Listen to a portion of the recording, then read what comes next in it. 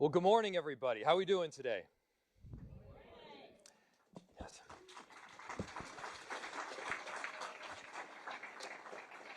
Council members, our incredible city team, the greater Minneapolis community, my family. It is such an honor to have everybody here. And good morning and welcome, and thank you for joining for our 2026 budget address. I want to begin by a simple truth. A great city doesn't happen by accident.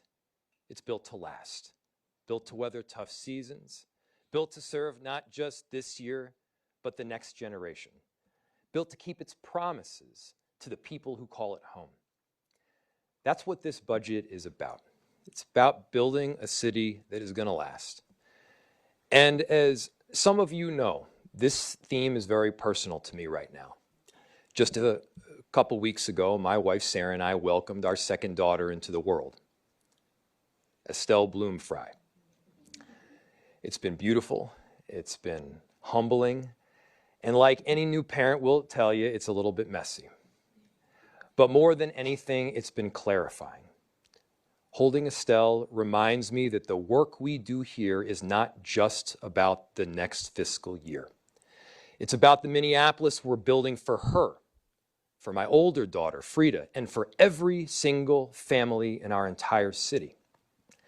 A city where the streets are safe, where their neighbors have homes, where small businesses succeed and culture blossoms, and where city government isn't a punchline, it's a promise kept. This year's budget reflects commitment. It's honest, it's disciplined, and focused on the core services that make Minneapolis strong, so that decades from now, our city is still standing tall, still working for its people, and still built to last. It's the most cliche, overused rhetorical flourish when we talk about city budgets being more than numbers. They're expressions of our values. But some things are cliche because they are true. Budgets show how we prioritize and what the kind of city that we all envision could look like. And sometimes it means not just chasing every new idea, but investing in things that already work. This budget didn't happen in a vacuum. Over the last several months, our city departments and budget team rolled up their sleeves. They went through their budgets line by line. They evaluated every program, every vacancy, and every dollar spent. And they used data to come forward with real solutions to close our gap without breaking the services that residents in our city rely on. That's the kind of government that residents expect, and I couldn't be prouder of their work. Contrast that with Washington. Agencies dismantled, departments hollowed out, services cut off midstream, and people left wondering if their government works at all. Here in Minneapolis, we do it differently. We plan ahead, we govern responsibly, and we make sure that staff are coming along with us, all of them. Despite this hard work, this was not an easy budget year, but it's also not a crisis budget. This is a disciplined budget. We knew this year would require focus and tough calls because good governance sometimes means refocusing and then also doubling down on what we know works. Our first and most important task was reducing the projected levy increase. In a post-pandemic world, the value of large office buildings is going down in every major city, and Minneapolis is no exception. Unfortunately, that has a pronounced impact on our tax base and our budget. With no action, this year's property tax increase was projected to reach 13%. That would have been unacceptable and unaffordable to working families in our city. The impact on renters and homeowners alike would have been unsustainable. Minneapolis has been a national leader on affordable housing, but a 13% levy increase would have set us back dramatically. Today, I am proud to announce that our city staff has identified savings and cuts that reduce the projected levy increase by 40%, bringing it down from 13% to 7.8%. Our approach to identifying these savings was really straightforward. Protect the core services that our residents rely on every single day. Invest in proven programs instead of launching new ones that are untested or unsustainable. Keep city staff, the people who make this city work, on the job. And do everything possible to keep the levy down, recognizing that this money belongs to the people of Minneapolis, and we need to make sure that we are managing it wisely. And we achieved all of this without layoffs, because our people, our plow drivers, our 911 dispatchers and public safety officers, they are the backbone of city government. In a proud union city, ours, making sure that we're protecting those jobs and protecting the services residents count on is of paramount importance. We also worked smarter. In past years, departments submitted long lists of proposals for new programs. Last year, we had 145 new spending proposals. This year, we said don't give us any. Instead, we told departments, evaluate what isn't working or has shifted to other jurisdictions. Identify programs that have delivered and distinguish them from those that have not. Take a closer look at vacant positions and cut them if they aren't absolutely needed. And recommend reductions that don't impact core city services. Here's what that looked like. Reducing open streets from 4 events to 3, keeping the program alive but scaling it responsibly. Sunsetting vacant positions that departments agreed weren't critical to the operations. Shifting funding from untested new initiatives to ones we know work, like Stable Homes, Stable Schools, a program that is already keeping thousands of Minneapolis public school residents in their homes. Scaling back select pilots that weren't yet operational, and ending double overtime for MPD, saving taxpayer dollars while still meeting our core public safety obligations. We also recognized that new revenue could be generated responsibly with tools that are standard and are resident-friendly. Adding credit card processing fees for utility payments, which many cities, the state, and the county already do. And expanding convenient payment options like Venmo, making it easier for residents to pay on time and avoid incurring a late fee. And let's be real. Part of responsible budgeting this year was also planning for the unknown. Washington, D.C. is in chaos. Federal cuts have become a regular threat. And with Donald Trump in office, the uncertainty isn't just about politics, it's about whether cities like ours can rely on federal partnership at all. That's why we budgeted intelligently. We saved where we could, because when you don't know what's coming down the road, the smartest move is to make sure that you're ready. The result? $23 million in savings. A levy increase held to just 7.8% and a budget that reflects both discipline and vision, while making sure that we're still able to provide necessary services to our residents. Every decision came back to one question. Will this make Minneapolis stronger for the long term? Will this make Minneapolis a city that is built to last? One of the reasons Minneapolis can make strategic, long-term investments, even in a tight budget year, is because we've earned and maintained a AAA bond rating from 3 major rating agencies. We're one of the few cities in the entire country that has made this achievement. I know that sounds like accounting jargon, but here's why it matters. A AAA bond rating is the highest a city can receive. It signifies strong, responsible financial management. It says taxpayers millions. It saves taxpayers millions because we can borrow for major projects at lower interest rates. That strong financial footing allows us to move forward on capital projects that make a visible daily difference in the lives of residents. Here's a few examples. Rebuilding the Nicollet Avenue Bridge over Minnehaha Creek. The $63 million project, mostly funded by state and federal dollars, will replace a failing bridge and keep critical connection open for our neighborhoods. We're paving 5 miles. We're paving 55 miles of parkway and improving 377 miles of alleys so getting around Minneapolis is safer and easier for everyone. Reimagining the former Kmart site on Nicollet, we're reopening Nicollet Avenue and transforming the site into a vibrant hub with affordable housing, local businesses, and a space for communities to gather. Minneapolis Democracy Center. At the former 3rd Precinct site, we're creating a new home in election and voter services alongside a community partner, turning a place of division into a place for civic engagement. Upper Harbor Terminal. Local artists are helping to reimagine our riverfront, creating permanent public art that tells the stories of the North Side community.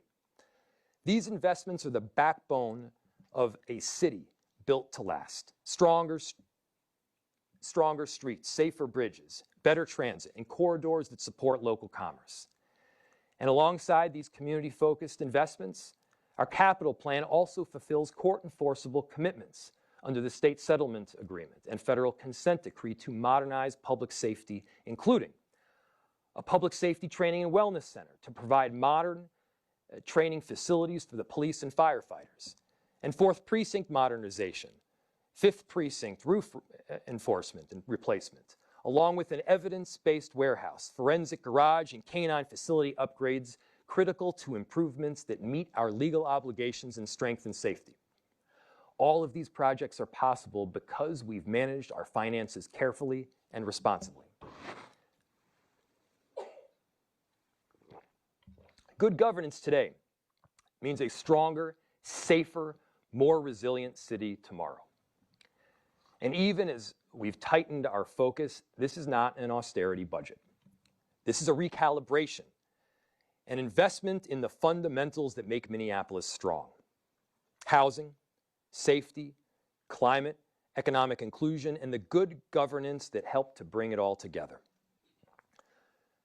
At the foundation of a successful city is a safe and stable home. We know that when families have a roof over their heads, everything else gets stronger. Kids do better in school. Parents can focus on work, and neighborhoods become safer and better connected. That's why this budget doubles down on the strategies that we know are working. Stable homes, stable schools continues to be a cornerstone of our housing strategy. Thousands of Minneapolis kids have stayed in their schools because their families are able to stay in their homes. We're keeping this program strong because it's not just housing policy that's proven to be successful. It's education and public safety policy too. We're making ongoing investments in the Affordable Housing Trust Fund, which remains our most effective tool to ensure that housing is affordable for the long haul, creating more options so that residents can live in neighborhoods of their choice. Year after year, this fund has delivered hundreds and hundreds of units for the residents who need them most. And we're continuing to support and provide support for the Minneapolis Public Housing Authority, because public housing is one of the most important sources of stability for thousands of residents. Every dollar we invest preserves long-term, deeply affordable homes for generations.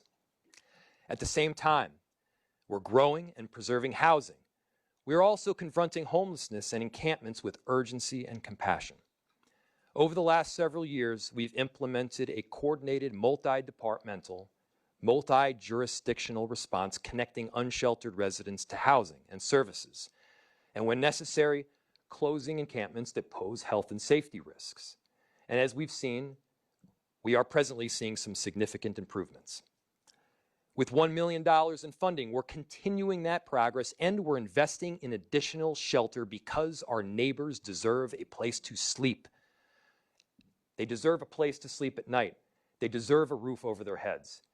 Shelter is a critical link to permanent housing, and until recently, was covered by significant funding from the state. This investment that we are making recognizes that the work of getting unhoused people off the streets into homes and shelter must continue. But we also must work together with our partners at the county and state to ensure that those dollars are ultimately restored. Our approach hasn't changed. Lead with housing and services. Prioritize safety for residents and neighbors.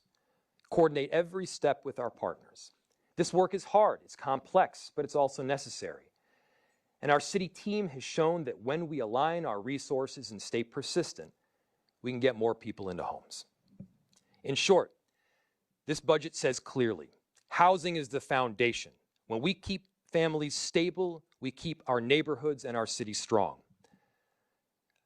A strong city also means that it's a safe city, and safe cities have to be the top priority for every mayor in our country. This budget keeps our city moving toward a 21st century public safety system, one that is effective, one that is accountable, and that is built to last. And we're doing it by investing in the full spectrum of safety from first response to violence prevention. First, we're continuing the work of police recruitment. The Minneapolis Police Department is the most diverse it has been in our city's history. Applicants and recruits are coming on board in numbers we have not seen in years. And we now have more than 600 officers, and those numbers are climbing every single month. We are fully funding the work required under our state settlement agreement and federal consent decree. And as planned in our biennial budget, we are adding 2 new compliance positions to the implementation unit. This ensures we don't just meet our obligations on paper, we follow through with the oversight, the training, and the accountability that build public confidence. And public safety in Minneapolis isn't just about police. It's about creating a comprehensive approach. Our behavioral crisis response program continues, connecting residents in crisis to the help that they need. Our violence prevention efforts continue to focus on community-led, data-driven strategies that break cycles of violence before they begin. And we're maintaining our full sworn complement of firefighters, while also adding 15 firefighters to the general fund in 2026 to keep pace with the service demands and keep our residents safe. Our emergency preparedness work also remains already strong. Already this year, our emergency management team has put the training into action, preparing the city for multiple storms and making sure we're ready for whatever comes our way. This is what a modern, resilient safety system looks like.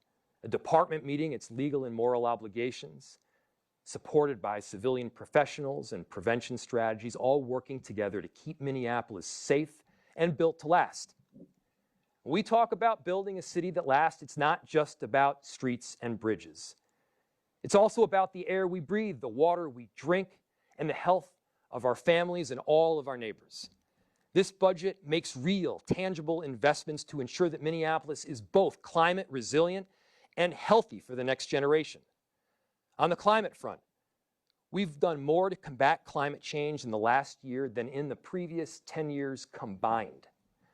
We are continuing to lead with our Climate Legacy Initiative, which, through more than $8.4 million, is delivering cleaner energy, greener infrastructure, and a roadmap to meet our ambitious emissions goals.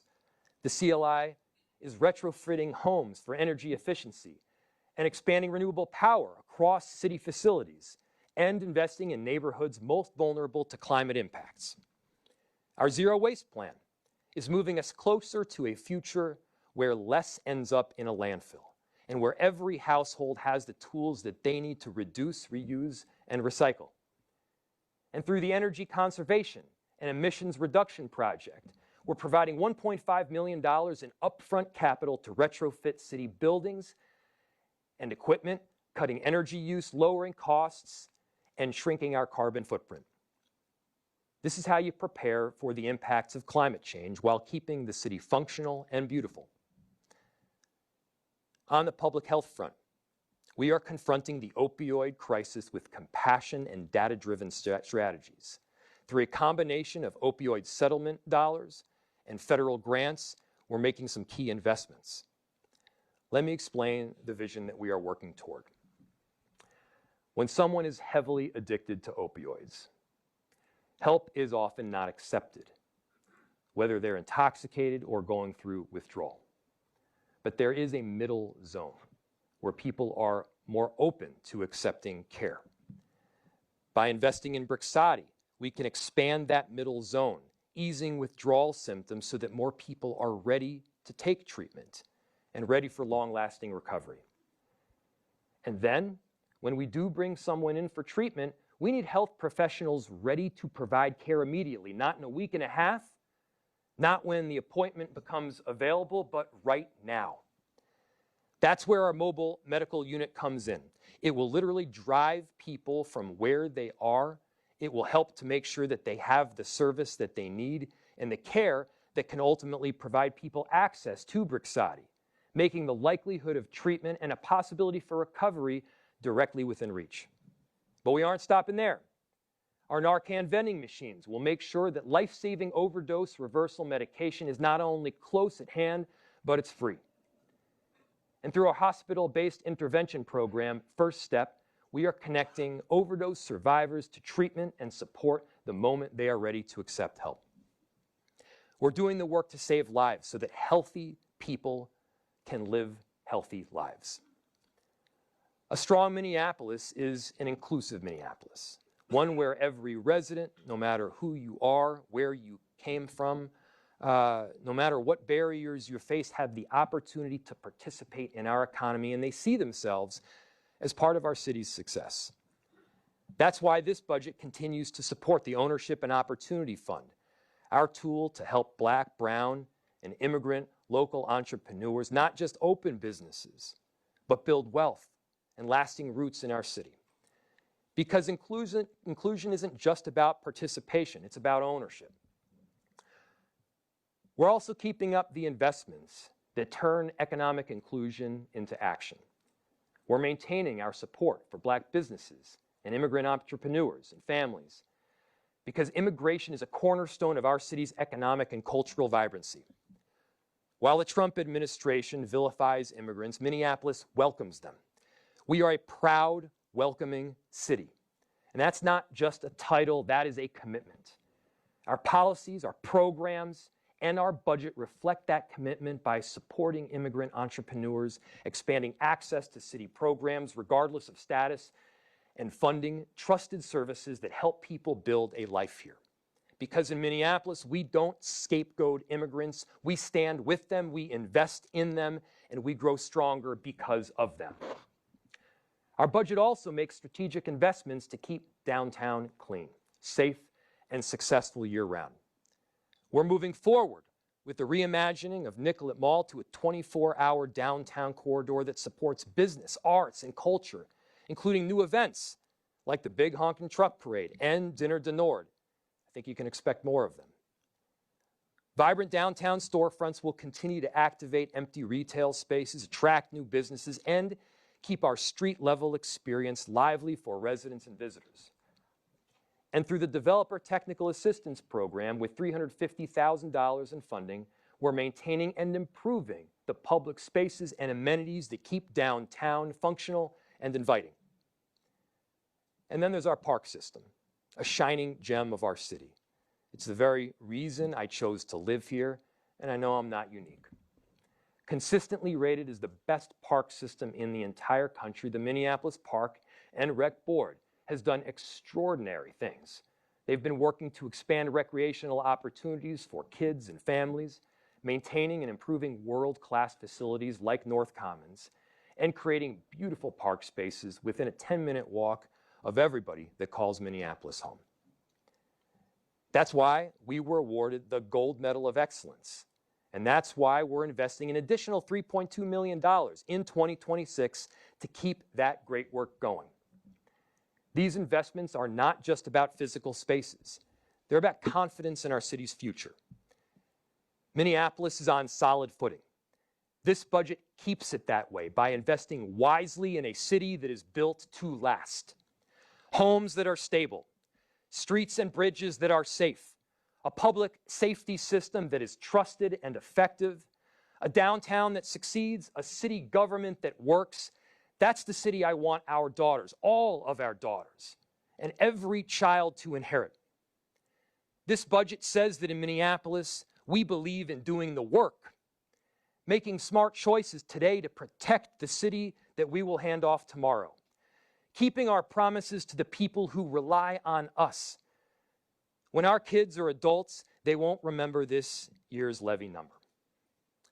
They won't know the line item adjustments or the capital plan schedule. But they will live in the city that we are building together. A city where their streets are safe, where everyone has a place to call home, where small businesses succeed in corridors that are alive with arts and culture, where city government is not a punchline but a promise kept.